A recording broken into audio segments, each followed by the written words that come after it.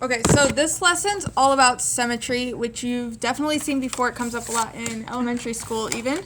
Title is Symmetry. We're going to start out with line symmetry, which is the kind of symmetry you're used to. Line symmetry is the one that they teach you in elementary school. And what line symmetry means is that you can draw a line through the figure and it could reflect onto itself. So for example, with 1 through 4, we're going to determine whether it has line symmetry and draw all the lines of symmetry and state how many lines of symmetry it has. So for the first one, you might be thinking, oh, you can just draw a line like this and then it would mirror onto itself or reflect onto itself. That is true. So yes, number 1 does have line symmetry.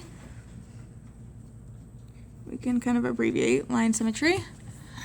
And then it wants to know how many it has. Well, we drew 1 right there. We could also draw a line of symmetry right here. So that would be 2. And then the third one it has is right here. We could draw a line right here and it would mirror onto itself.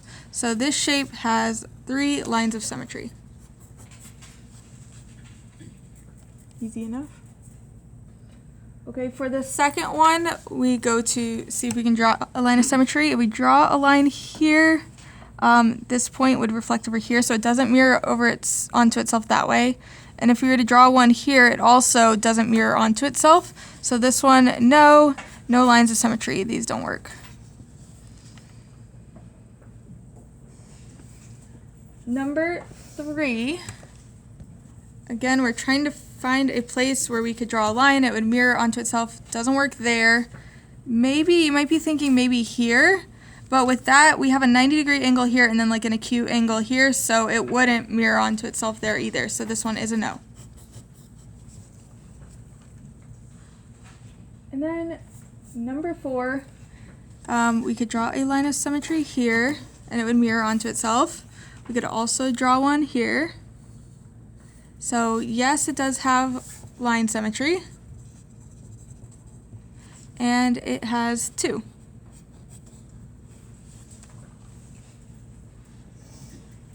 Okay, so now I want you to try it on your own. If you look at the page next to it, go ahead and try these 3. Same thing, just yes or no, whether it has line symmetry.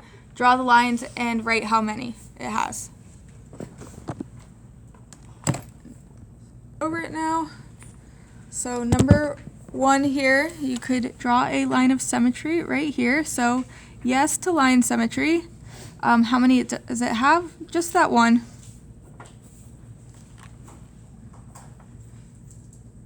And then for number 2, you could draw a line of symmetry right here. You could also draw one right here. So in this case, it has 2 lines of symmetry, so yes, and 2 lines of symmetry. And then 3, what did you get? No. No, you couldn't draw a line anywhere. Like there, nope. Here, nope. So no. No lines of symmetry. Okay. Moving on to the next thing. So these are new concepts. Well, I actually mentioned rotational symmetry earlier this week, you may remember, but this section is all about rotational symmetry. So since this is kind of like our notes as well, just write out rotational symmetry. So that way, if you're looking for it because you have a question on your homework or practice test or something, you'll know where to find it. This is rotational symmetry. Okay, so what rotational symmetry means is that you can turn the shape and it lands on itself before it goes all the way around. So any shape you could turn, for example, this shape 360 degrees and it would land on itself. But for this one, there's no like shorter route to get it on itself, and we'll get to that in a second. For number 5 though, we could just turn it like 1 turn and it would land on itself. So this does have rotational symmetry.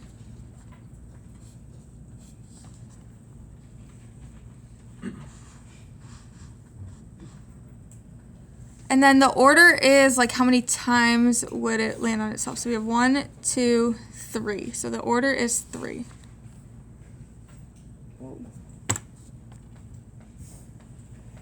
And then magnitude is the degrees that you would need to turn it for it to land on itself. So since the order is 3, we can take 360 degrees, divide by 3, and you'll get the order or the magnitude, which is 120 degrees.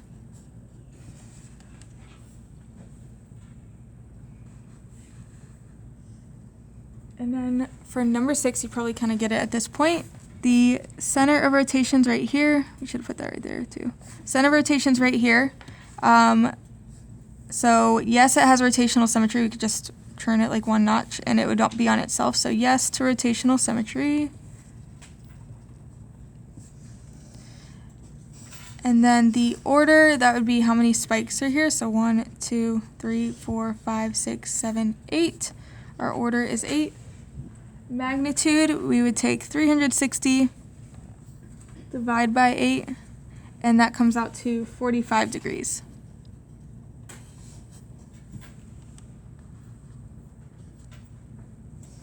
And number 7, the center of rotation would be right here. I notice if I turn this thing 180 degrees, it'll land on itself, so it doesn't have to go all the way around to land on itself. So yes, this does have rotational symmetry. The order, we have 1, 2, so it's just 2. And then magnitude, 360 divided by 2 would give us 180, which is what we were expecting.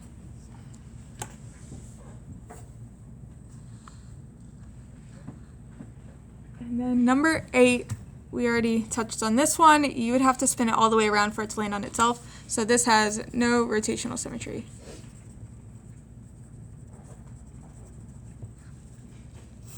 And therefore, this does not apply. Well, technically, it would be 360, but yeah. Okay, so now I want you to try it on your own for 4, 5, and 6. For number 4, it's going to be an order of 2, just FYI.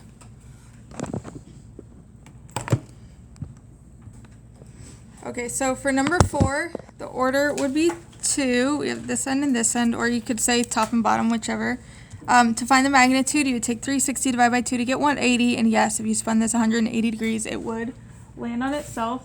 For number 5, the center of rotation would be right here, and it has 1, 2, 3, 4, 5 spikes, so the order is 5. And then for magnitude, 360 divided by 5 would give us 72 degrees.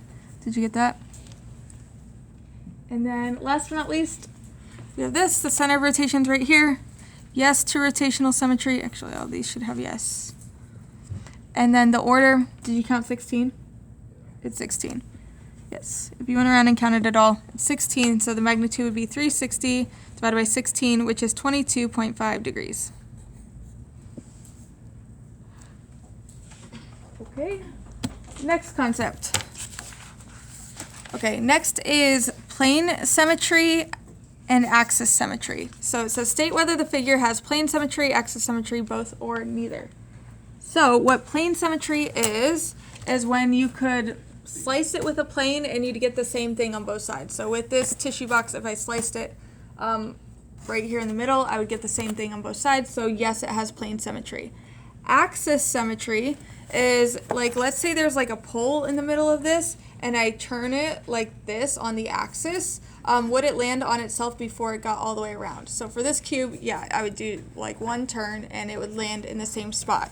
So that's what we're looking for. So with this pyramid, if I was to slice it right in the middle here, would I get the same thing on both sides? Yes, I would. So yes, it has plane symmetry.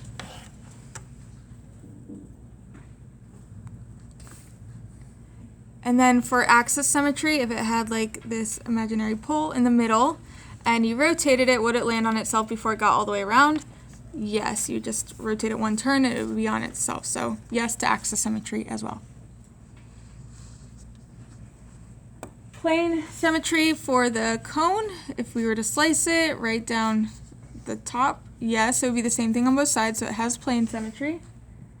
And then axis symmetry, if we had this pole in the middle, would you be able to turn it and get it right on itself before going all the way around? Yes, you would. Okay, and continuing with 7 and 8, these examples are a little bit different. I'll just go through them with you. Plane symmetry for number 7. Yeah, we could slice it this way. We could actually slice it the other way as well. It definitely has plane symmetry, yes. And then axis symmetry, if we had like a pole in the middle and you were rotating it, you would just need to rotate it 180 degrees to get it on itself. So yes, it does have axis symmetry as well. 8 is different and weird.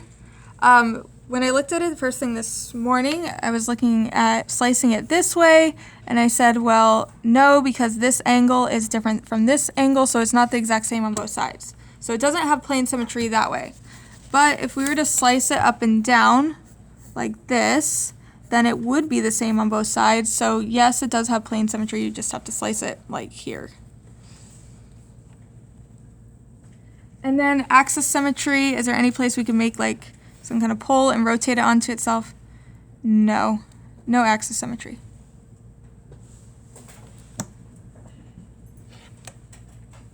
Okay, and then steamboats. A paddle wheel on a steamboat is driven by a steam engine that rotates the paddles attached to the wheel to propel the boat through the water. If a paddle wheel consists of 18 evenly spaced paddles, so talking about a paddle wheel and 18 paddles, so that'd be 18 of these.